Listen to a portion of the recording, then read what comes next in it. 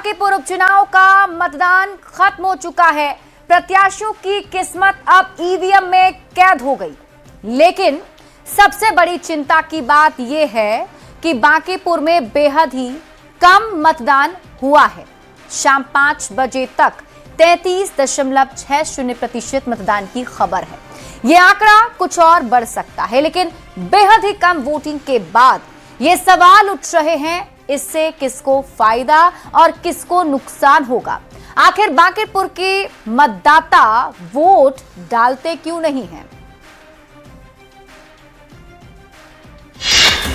3 लाख से ज्यादा वोटर, मैदान में 25 उम्मीदवार, 1 विधानसभा सीट और 3 धुरंधर।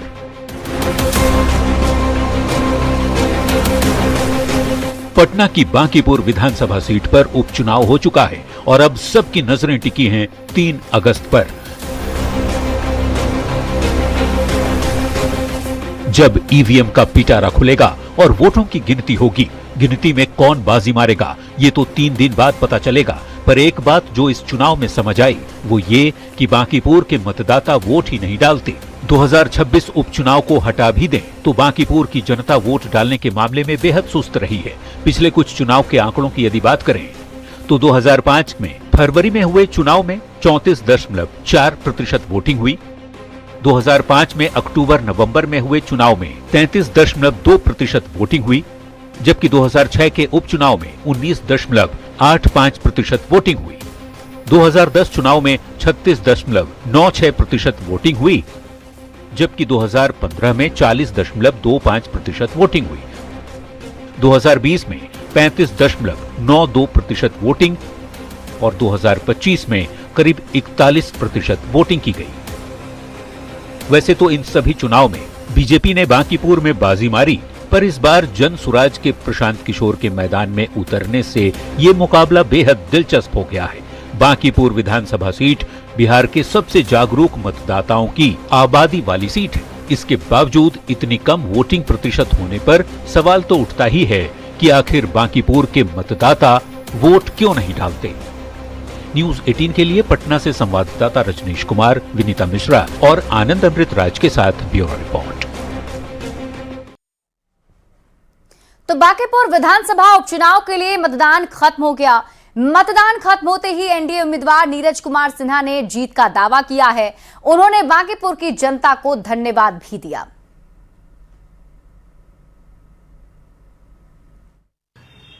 तो बांकीपुर विधानसभा उपचुनाव खत्म हो चुका है और इस वक्त हमारे साथ बीजेपी के उम्मीदवार, एनडीए उम्मीदवार नीरज सिन्हा मौजूद हैं। नीरज जी, चेहरे पे मुस्कुराहट, क्या इशारा कर रहे हैं?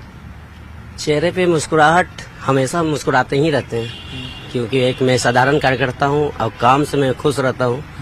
और ये उपचुनाव में और लोकतंत्र के महापर्व में बांकीपुर की जनता ने जो मतदान किया है खुलकर और उन्होंने जो आशीर्वाद दिया है, ये बांकीपुर की जनता का विश्वास का जीत है और विकास का जीत है। मुकाबला आपको कड़ा दिखा क्या है? भैया कोई मुकाबला कड़ा नहीं है। ये बांकीपुर की जनता का जो आशीर्वाद है, उन्होंने जो मतदान किया है वो आशीर्वाद के रूप में दिया है। मैं बांकीपुर की जनता और कार्यकर्ताओं को, जो जितने भी कार्यकर्ता हैं, मैं उनका आभार प्रकट करता हूं। उन्होंने इस बांकीपुर के एक उपचुनाव लोकतंत्र का महापर्व में जो उन्होंने आशीर्वाद दिया है, वो दिखाता है कि बांकीपुर में हमारी पार्टी की जीत होने वाली है काफी अंतरों से। तो इधर नेता प्रतिपक्ष तेजस्वी यादव ने दावा किया है बांकीपुर सीट उनकी पार्टी जीतने जा रही है। आरजेडी उम्मीदवार रेखा गुप्ता की जीत पक्की है। अब तेजस्वी यादव ने कहा है कि 3 अगस्त को देखिएगा, बीजेपी राष्ट्रीय अध्यक्ष की सीट हारने जा रही है। उपचुनाव जो है, बांकीपुर उपचुनाव जो है, राष्ट्रीय जनता दल जीतने जा रही है और यहाँ से पूरे देश को संदेश जाएगा कि राष्ट्रीय अध्यक्ष भाजपा की सीट जो है, जो भाजपा अपना गढ़ मानती है, वहाँ से इनको करारी हार का सामना करना पड़ेगा। सुबह से लगातार हम लोग मॉनिटर कर रहे हैं, सभी वरिष्ठ नेता, और हर वार्ड हर बूथ पे हमारे कार्यकर्ता हैं, मजबूत डटे हुए हैं और काफी अच्छा फीडबैक आ रहा है। आपका वोटिंग प्रतिशत जो है वो कम हो गई है सर, क्या कहेंगे? वोटिंग प्रतिशत कम हो गई। हम लोग चुनाव जीत रहे तो पहले ही ना होंगे भाई। चलिए।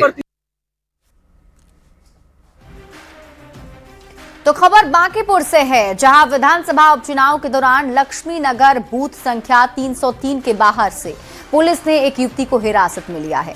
चंद्रा हाउस के पास JSPPS स्कूल बूथ पर वोट डालने पहुंची इस युवती का आरोप है कि वहां कुछ लोगों ने उसके साथ बदतमीजी की, उसका हाथ पकड़कर घसीटा और मारपीट की कोशिश की। युवती ने इस पूरी घटना के लिए बीजेपी कार्यकर्ताओं पर अभद्र व्यवहार करने का आरोप लगाया, जिसके बाद पुलिस उसे हिरासत में लेकर थाने ले गई। बूथ पे नहीं होगा, बूथ पे नहीं होगा,